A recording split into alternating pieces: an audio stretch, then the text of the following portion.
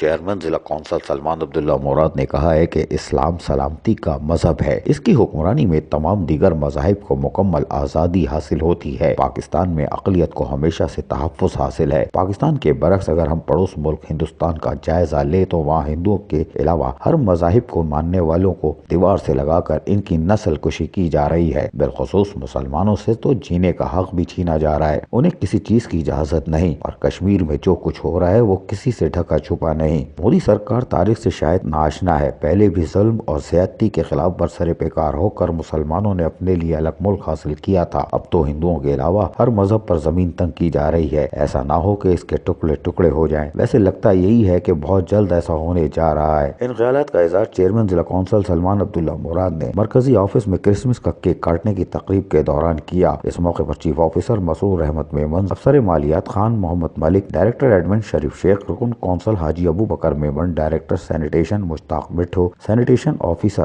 افضل لغاری، سب inspector شانی پرویز اور مسیح staff نے شرکت کی۔ چیئرمین ضلع کونسل سلمان عبداللہ مراد نے اس موقع پر مزید کہا کہ ہم سب کو مل کر ملک کو مضبوط بنانا ہے۔ اس کے لیے ہمیشہ بروز محنت کرنا ہوگی۔ پاکستان کی تعمیر و ترقی ہماری قیادت کا نظریہ تھا، جس کو لے کر چیئرمین بلاول بھٹو زرداری آج بھی چل رہے ہیں۔ ہمیں ان کے نقش قدم پر چلنا ہے۔ انہی کی قیادت میں پاکستان وہ مقام حاصل کرے گا جس کے سبب دنیا کے فیصلے پاکستان سے ہوا کریں گے۔ جو میری حدود ہے، اس علاقے کی ترقی اور خوشحالی کے لیے کام کر رہا ہوں۔ اب سب اپنے حصے کا کام اسی انداز سے جاری رکھیں تو ہر ناممکن عمل کو بھی ہم ممکن بنا سکتے ہیں۔ عزیز عارف KBS بلدیاتی نیوز کراچی۔